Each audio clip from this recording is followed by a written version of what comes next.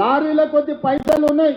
ఆయన దగ్గరనే కాదు, ఆయన కొడుకు దగ్గర, ఆయన బిడ్డ దగ్గర, ఆయన అల్లుని దగ్గర, ఆయన సటకుని దగ్గర అల్మారీల బీరువాల కాదు లారీల నిండా రూపాయలు ఉన్నాయి. మరి వాళ్ళు సీట్లు ఎందుకు గెలవలేదు? కామారెడ్డిలో చంద్రశేఖరరావుని బడకేసి కొట్టిరు ప్రజలు. కాబట్టి ఇవాళ సొమ్ములతో ఎన్నికల్లో గెలుస్తామనే విధానాన్ని మర్చిపోండి.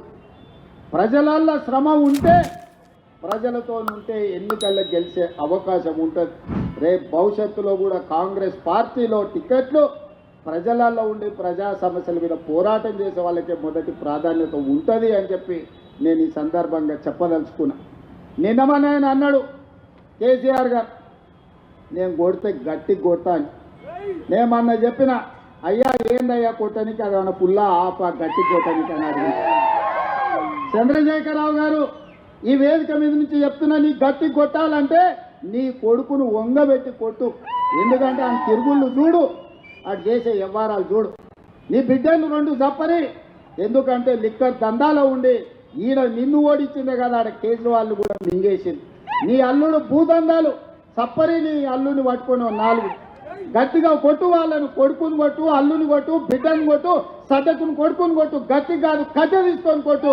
వీళ్ళు చేసిన దుర్మార్గాలు తెలంగాణ సమాజం చూసింది కాబట్టే నిన్ను గట్టిగా వంగబెట్టి కొట్టింది తెలంగాణ సమాజం అని చెప్పి నేను చంద్రశేఖరరావుకు ఆయనకు చెప్తున్నా.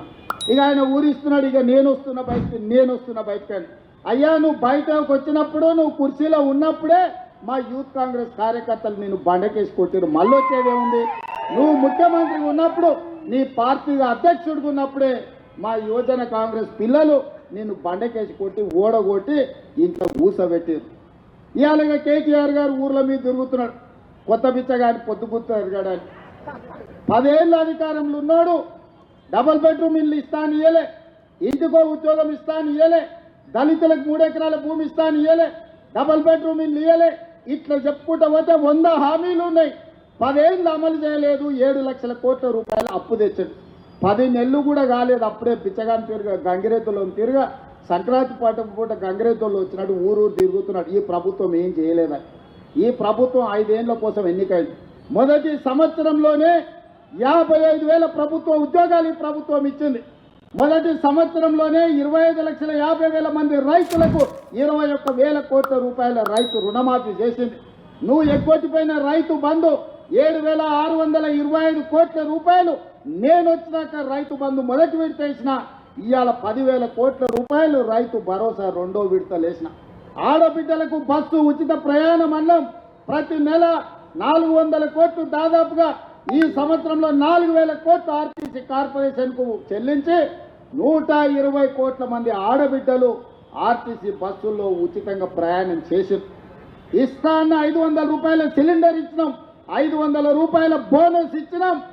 ఒకటేసారి దొంగలు ఊరి మీద పడ్డట్టు 1000 మంది పోలీసోళ్ళు, 400-500 టిప్పర్లు రాత్రికి రాత్రి పనులు చేసి ఈ మొత్తానికి ఈ డంప్ యార్డ్ను పెట్టేటువంటి ఒక కుట్రను ఈ కాంగ్రెస్ ప్రభుత్వం చేస్తూ ఉంది. మీరు ఎక్కడైనా ఊర్లు లేని కాడ, ప్రజలు లేని కాడ, ఎవరికి ఇబ్బంది లేని కాడ పెట్టాలి. ఇక్కడే మీరు ప్రజల్ని అడగలే, ప్రజల అభిప్రాయం తీసుకోలే. ఏమనంటే 2008లో రాజశేఖర రెడ్డి గారు ఉండగానే పెట్టినాం, అది అప్పటిదే 2008కేలు ఉన్నది అని చెప్పి కొత్త కథలు చెప్తున్నారు. ఇది ఎప్పటిదా అప్పటిదా, ఎవరు పెట్టినరు ఎందుకు పెట్టినరో కాదు, ప్రజల అభిప్రాయాలు కనుక్కోండి. గుమ్మడిదల రైతులు అంటే ఆదర్శవంతమైన రైతులు, బంగారం లాంటి పంటలు పండించే రైతులు సంగారెడ్డి జిల్లాలో గుమ్మడిదల రైతులు. ఇక్కడ కూరగాయలు కానీ, పండ్లు కానీ, పాలు కానీ ఇక్కడ అద్భుతంగా మంచి పంటలు తీసేటువంటి రైతులు ఉన్నారు. 6 కాలం కష్టపడే మంచి రైతులు ఉన్నారు. ఇవాళ ఈ రైతులందరూ ఏం కోరుకుంటున్నారంటే, మా నెత్తిన ఈ డంప్ యార్డ్ పెట్టకండి, మా ప్రజల్ని బతకనియండి అని చెప్పి ఇక్కడ ప్రజలు కోరుకుంటా ఉన్నారు. అందువల్ల మేము ప్రభుత్వాన్ని డిమాండ్ చేస్తున్నాం, తక్షణమే ఈ డంప్ యార్డ్ను రద్దు చేయండి. ఇంకెక్కడన్నా దూర ప్రాంతంలో ప్రజలకు ఇబ్బంది లేని చోట ఈ డంప్ యార్డ్ను ఏర్పాటు చేయాల్సిన అవసరం ఉంది.